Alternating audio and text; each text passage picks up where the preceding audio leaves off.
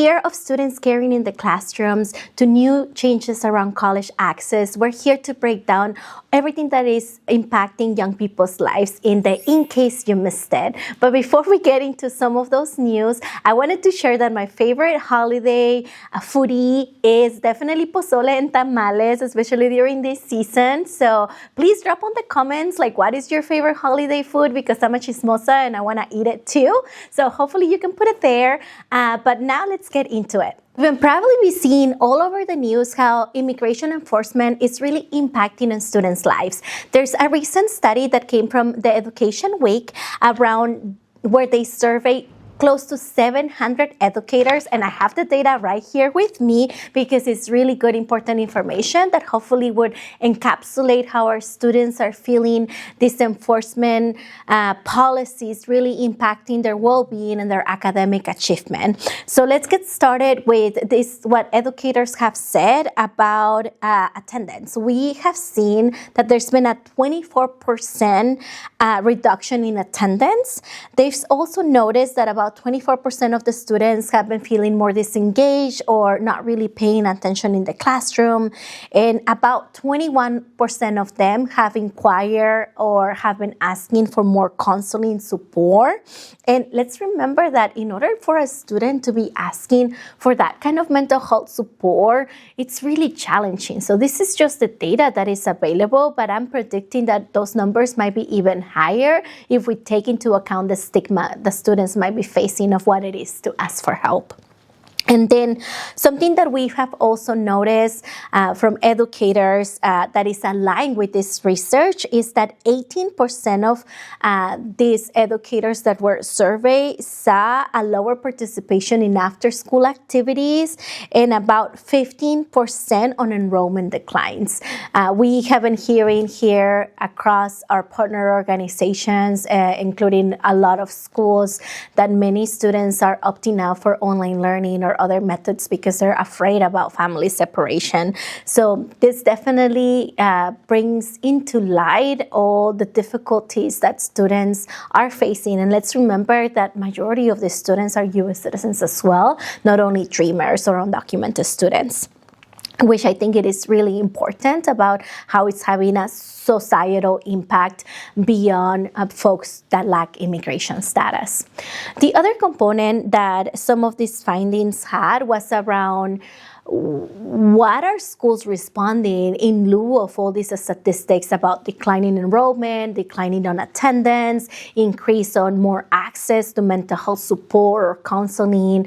So the educators were also asked, so what are schools doing in this case? And what we found out is that 40% of educators said that their school or the district took no action in terms of the new enforcement measures by immigration.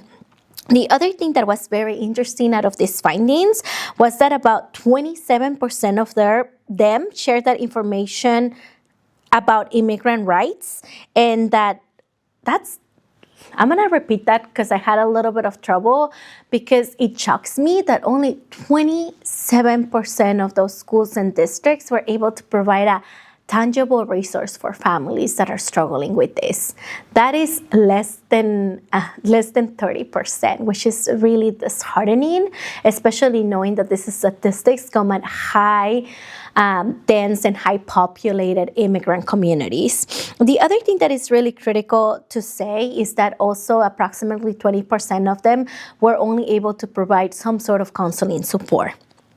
When it talks about immigration protocol, which this might look promising from a statistical standpoint, close to 71% of the educators said that their district and their school did actually provided that they had a protocol in place. But the interesting part about this is that it was not written or widely communicated, which is definitely a barrier. How are teachers, staff, personnel are supposed to enforce their protocol if they don't know about it? There's been a new development coming from the state of Arizona that we're paying close attention because this could impact a lot of the community that we care about, which is our Dreamers, including including our DACA recipients and undocumented students. Let me break it down for you. So technically, there's this nonprofit organization that is claiming on the basis of the 1964 Civil Rights Act that these California universities and colleges are discriminating against U.S.-born citizens for providing support to DACA and undocumented dreamers.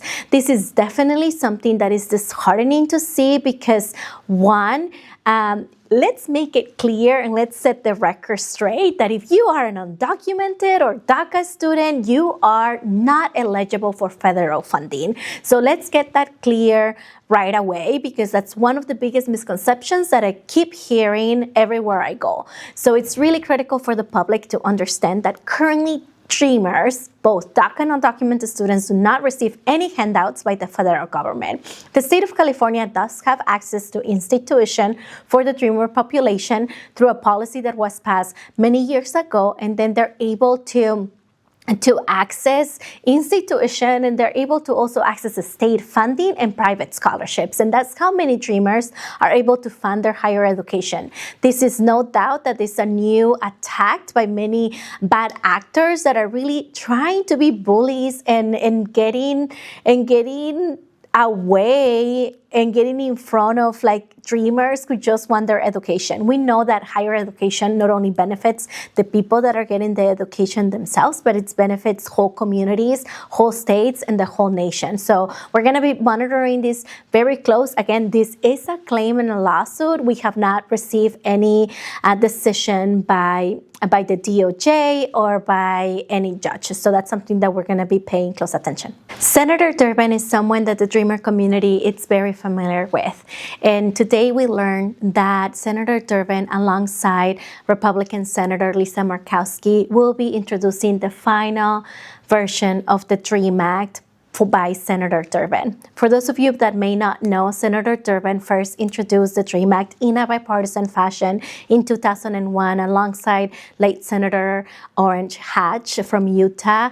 And since then, he has been attempting for all these years, even decades, to really give dreamers like me and millions of dreamers across our nation an opportunity to the American dream. He wanted to also mention a story of a dreamer, Annie, who is just a college student who's 19, who was wrongfully deported to Honduras. There's been a court order, and that's an ongoing case that we don't know all the details and merits of the case. But he brought up in his remarks, the story of Annie being the 150th dreamer, that he shares the stories on the Senate floor, really pleading Congress for a bipartisan solution. We know poll after poll this year, even in the wake of a Trump administration, American voters support from 80 to 89% bipartisan common sense solutions for dreamers. So definitely something that brings a little bit of hope, but at the same time, we know the reality that this introduction will face in Congress, knowing that Congress right now is one of the most ineffective Congress that we have seen, when we're seeing the polarization of issues and not them working along party lines to provide real solutions for the American public. So we're definitely grateful for Senator Durbin and for Senator Murkowski for their commitment to dreamers, and we're going to be monitoring this. We know that as a dreamer myself, this can feel bittersweet because on one hand, we are grateful that they're still putting our issue in the forefront, and at the same time, it's disheartening to know the state of the country. But something that I do know is that we can lose faith, and we need to continue to push to share our stories until we really see action from Congress. If all these news feel overwhelming to you, you're not alone. I know that hope is something so fragile, but we can't lose it despite of all the challenges. I know that my mom taught me a very beautiful saying in Spanish, La esperanza es lo último que muere. Hope is the last thing that dies. And I truly believe that, because these conditions are trying to really break our spirits, but it's up to us to ensure that we don't let that happen. So as we're wrapping up, remember, one, you're not alone. There's resources. So go to alientoac.org/ patreon.com/resources for you that are holistic and we're there to have your back and feel supported.